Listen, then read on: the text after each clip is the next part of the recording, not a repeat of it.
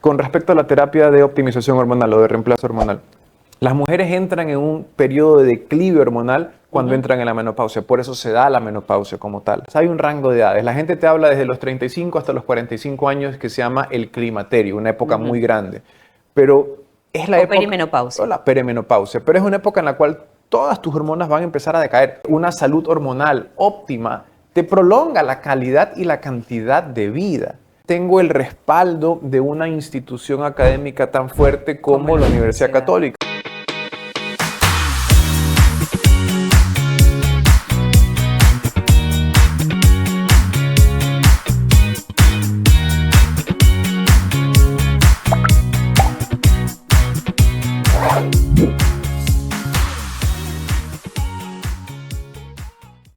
Hoy en Nuestra Gente vamos a conocer a un médico especialista en medicina, antienvejecimiento y longevidad, el doctor Diego Guerra, que nos acompaña hoy y es docente de nuestra universidad, y él también cree que la prevención y los cambios de vida hacen una diferencia significativa.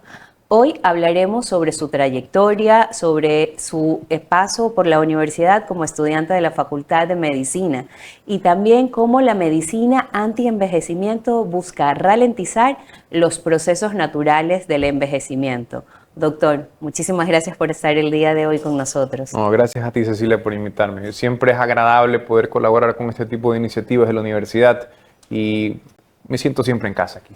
Qué bueno, porque usted fue estudiante nuestro y sabemos también que su papá fue docente nuestro. Sí, no, mi papá fue docente por más de 40 años, no sé exactamente cuántos fueron, los 40 y picos, pero era algo que estaba metido ahí dentro de mí. Y a pesar de que yo era una persona que renegaba mucho en contra de la educación cuando era adolescente, de una u otra manera uno empieza a captar cosas de sus padres. Y heme aquí. Claro, sí. ¿Y usted venía de pequeño a la universidad? Sí, yo venía de pequeño de la universidad, iba a recoger a mi papá y mi papá siempre fue una persona súper estricta, pero igual muy querida. Okay. Y me acuerdo que yo a veces entraba a la facultad de arquitectura, donde él era el profesor, y preguntaba, ¿dónde está el arquitecto Guerra? Y unos grandotes decían, ¿que eres el hijo? Y yo, sí, decían, ¡secuéstralo, pide rescate! Y claro, pero mi papá se llevaba muy bien con todos esos chicos, pero de ahí son esas cosas que te van dejando una pequeña marca en ti, una marca positiva. Una marca positiva y saber que esta universidad también es una casa, ¿no? Es una casa que acoge a todos desde muy niños y también lo ha visto crecer, doctor, lo ha visto como estudiante de medicina. Y luego como docente. Y ahora como docente. ¿Qué tal su experiencia como estudiante? Se hace larga. Cuando uno estudia la carrera, se hace larga. Pero luego te das cuenta, ya cuando sales de la carrera, dices, o por lo menos es mi percepción, desde que salí hasta el día de hoy, que yo salí en el 2014, han pasado 11 años, o sea, ya estoy más tiempo como médico egresado que mi formación como médico como tal. Y te dices, wow, en realidad, en ese momento se me hizo interminable, pero ahora la veo como si fue hace un ratito. Un suspiro. Sí, hace un ratito. Y regresar a ejercer la docencia aquí, ¿cómo lo ha sentido? Complejo. ¿A qué me refiero? La manera en la cual yo aprendí es distinta a la manera en la cual yo enseño. Ok. A pesar de eso, yo he ido captando cosas de varios referentes en la medicina que dejaron una pequeña marca en mí y uno va cogiendo un poquito de todos para formar su docencia. Entonces son cosas que me han gustado y las he ido cogiendo y también cosas que no me han gustado, las he ido alejando. Eso me forma. ¿Se las mejora?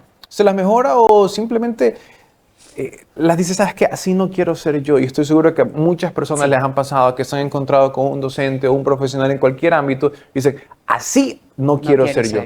Y en cambio tienes otros referentes que dices, chuta, qué buen tipo, o sea, qué buena clase, qué buen todo. Entonces se convierten en referentes tuyos para seguirlos. Claro. Mentores directos o indirectos. O sea, porque hay gente que te coge bajo su ala y te va guiando.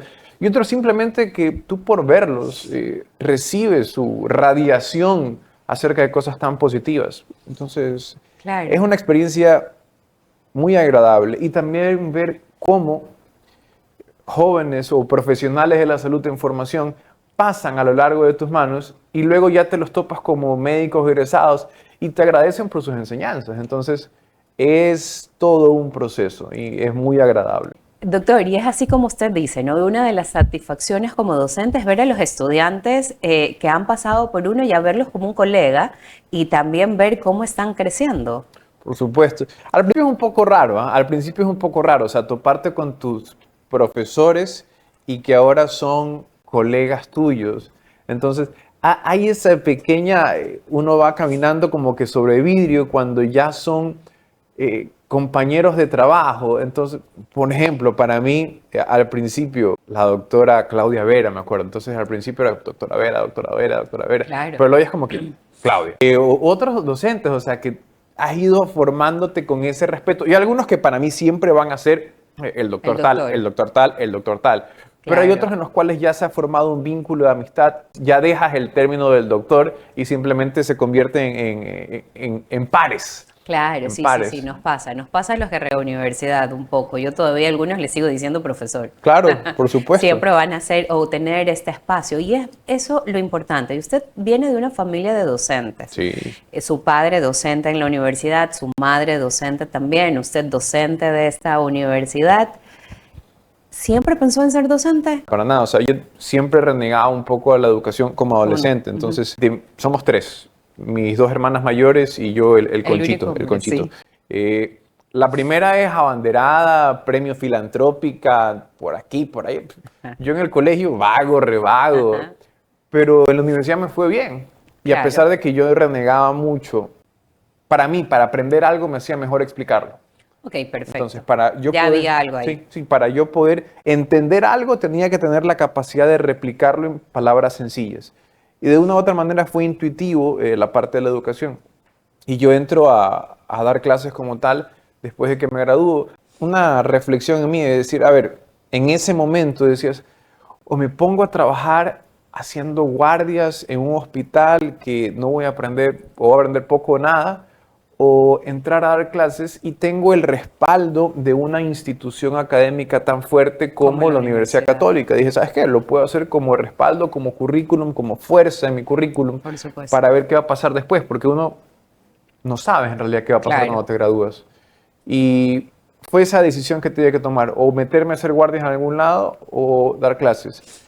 Me quedé con dar clases y no me arrepiento. A mí no me gusta hacer guardia, me gusta dormir en mi casa. Sí, claro, doctor. ¿Y cómo nace esta especialización en el antienvejecimiento? Como todas las cosas buenas, a veces es un accidente. Yo estaba buscando algo que se pudiera concatenar bien con cualquier otro tipo de especialidad. Por las situaciones que habían o atravesábamos en el país, era muy difícil acceder a una especialidad formal acá, haciendo guardias, las residencias como tal. Entonces siempre ha sido muy, muy, muy complejo. Yo fui a España para hacer el MIR. 2 veces hice el MIR. La primera vez me fue mal y la segunda vez en realidad entré. Y yo tenía una plaza para hacer mi especialidad en España, pero simplemente no era lo que yo quería. Entonces existía la posibilidad de que sea una plaza de posgrado acá. Y yo dije, para hacer algo que no me gusta allá versus algo que sí me gusta acá, me quedo con algo que puede ser que me guste, que puede ser que exista. Oh, sorpresa, no me fui allá y acá tampoco se abrió y me quedé sin pan ni pedazo. ¿Y qué pasó? Pero de ahí justamente me puse a investigar y dije, ¿sabes qué? Sea lo que sea que pase después, necesito algo que se pueda concatenar con todo. Entonces, se volvió un poco intuitivo por cómo trato de llevar yo mi vida. O sea, yo me ejercito de manera regular, llevo una alimentación saludable, trato de no tener vicios, o sea, soy humano, igual me tomo una cerveza de vez en cuando, pero me di cuenta de que ese era un camino a seguir y se podía institucionalizar o formalizar con una educación como tal. Y por ahí fue entrando la medicina antienvejecimiento. Entonces me puse a buscar, investigar y por ahí me fui. Luego te das cuenta que la OMS decreta la década del 2020 al 2030 como la década de la longevidad y el antienvejecimiento. Porque cada vez más tenemos una población más envejecida. Entonces yo digo, bueno, todo el mundo va a envejecer. Todo el mundo va para allá. Eso le quería preguntar. A ver, el envejecimiento es un proceso natural y normal. Todos vamos a envejecer. Todos. ¿Por qué estamos tan obsesionados o tan bombardeados de información en no querer envejecer? O tal vez es envejecer de mejor manera. Porque el envejecimiento es algo nuevo para la especie humana. ¿Y a qué me refiero? Ajá. Esto yo me meto en la parte antropológica a veces. Si te pones a revisar el promedio histórico de vida del ser humano a lo largo de la historia, cuántos años lleva el ser humano en el planeta, más o menos 300.000 años, la expectativa de vida del ser humano era de 35 años. Claro. Hasta 1800, la expectativa de vida del hombre, el promedio era 35, 45 años. Es solamente en los últimos 200 años que la expectativa de vida ha aumentado a que el promedio el día de hoy en Ecuador en mujeres es de 77 años y en hombres es de 73. Entonces, hemos casi duplicado la expectativa de vida en un lapso de 200 años. Ok. Entonces, esto te trae cierto tipo de implicaciones. O sea, ¿por qué vivimos más? Bueno, avances en la medicina, definitivamente. Antibióticos, cirugías, vacunas, un poco de innovación en la tecnología.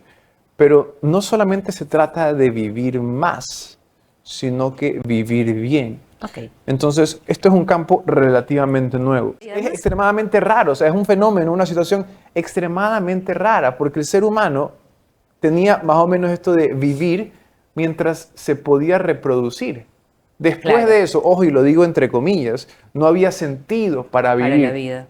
porque el propósito del ser humano es reproducirse. Y yo digo ahí una cosa muy interesante, es que el ser humano, su propósito más básico, si retrocedemos a lo más básico es uno solo, que es transmitir información. Y Es nosotros verdad. transmitimos información de dos maneras. La genética, con los pares, con nuestros hijos, o la educación. Está bien, pero ahora, doctor, cuando hablamos del tema de la menopausia, es un tema que a muchas mujeres les asusta, porque, no sé, por los cambios y porque no hay mucha educación sobre el tema. Y no solamente en las mujeres, los hombres también Por supuesto. pasan por un proceso tal vez no tan conocido o tal vez no tan claros los síntomas como algunas mujeres los pueden llegar a sentir. Cuando yo hablo de medicina antienvejecimiento, si yo voy donde un médico, voy a su consultorio y le La digo, espero. ok, doctor, gracias. Si yo voy a su consultorio y le digo, ok, doctor, ¿dónde me deriva usted? O sea, yo me voy a tratar a usted porque quiero llegar bien a mi vejez. Mi pregunta es, esto no es solamente me voy a estirar la piel porque quiero verme más joven, es quiero llegar a una vejez bien, con calidad de vida. Exactamente. A ver, a mí me gusta trabajar en equipo, yo tengo eso Ok. clarísimo. Yo no soy yo no soy ginecólogo, yo no hago Papa Nicolaos, pero yo hablo de manera consciente con mis pacientes sexo femenino y les digo, ok, ¿cuándo fue la última citología que te hiciste? ¿Cuándo fue la última mamografía que te hiciste? ¿Ya hablaste con tu gine? Perfecto. Pero el problema es que hay muchos ginecólogos que no hacen las cosas que deberían hacerse. Y no quiero ¿En que qué suene mal, sentido? y no Ajá. quiero que suene mal, pero por ejemplo, con respecto a la terapia de optimización hormonal o de reemplazo hormonal, las mujeres entran en un periodo de declive hormonal cuando entran en la menopausia, por eso se da la menopausia como tal. Ok, y que no tiene una edad específica ahora. Hay ¿o un sí? rango de edades, hay un rango de edades. La gente te habla desde los 35 hasta los 45 años que se llama el climaterio, una época muy grande. Pero es la O época... perimenopausia. O la perimenopausia, pero es una época en la cual todas tus hormonas van a empezar a decaer. Todas, todas, todas, todas. ¿Y por qué? Por lo que decíamos hace un rato de la expectativa de vida, porque nuestro cuerpo estaba diseñado para vivir hasta cierto punto y estamos estirando un poco más. Una salud hormonal óptima te prolonga la calidad y la cantidad de vida. Entonces, lastimosamente, ese sesgo con el que nos dijeron hace ya 25 años todavía perdura. Y hay muchos ginecólogos o muchos médicos de la generación anterior que te van a decir, no, las hormonas Ya causan llegas, cáncer. claro. Pero la realidad es que las mujeres viven con hormonas. Sí. Y las tasas de cáncer son menores en mujeres que tienen sus hormonas a flor de piel que en mujeres que no las tienen. Ok. Entonces, uno tiene que preguntarse, ¿realmente esa es la información que quiero recibir? Porque hace ¿Cuán 20, actualizado está tu doctor? claro, hace 20 años nos dijeron eso y todavía existe ese sesgo que no estaba avalado en realidad. Fue una publicación de prensa descontextualizada. Ok. Pero fue un mensaje tan duro que antes de los años 2000, la mayoría de mujeres recibían terapia de reemplazo hormonal. La mayoría. Y el climaterio era más manejable. La menopausia Ok. se vivía de una manera mejor. Después del 2000, revisas las estadísticas. ¡Pum! Nadie empezó a prescribir. Por Y hoy en día está aumentando otra vez porque funciona. Claro. Y mejoras la calidad de vida y la cantidad de vida y el riesgo cardiovascular y el Por riesgo de supuesto. fracturas y el riesgo de muchísimas cosas mejora. Ok. Entonces, de eso se trata. Eso es en mujeres. Sí, Y en hombres es eso lo iba a mismo. preguntar. ¿Y qué pasa con los hombres? En los hombres es lo mismo. Los niveles de testosterona en varones, por ejemplo, van ¿A qué edad decayendo. empiezan a decaer? A partir de los 30 años pueden empezar a decaer 1% cada año. Parece insignificativo, pero si va sumando, la cosa va sumándose. Si yo no hago bien los deberes, si tengo un mal estilo de vida, es un 2% al año. Wow. El doble. Mucha farra. Mucha Y farra, alcohol, mala dormida. Malas El problema dormidas. con eso es que la testosterona es la principal responsable de mantener una salud óptima. O sea, es una de las Ok. hormonas cardinales en nuestro cuerpo, que no solamente sirve para generar músculos, sino sirve para mantener huesos fuertes, Ok.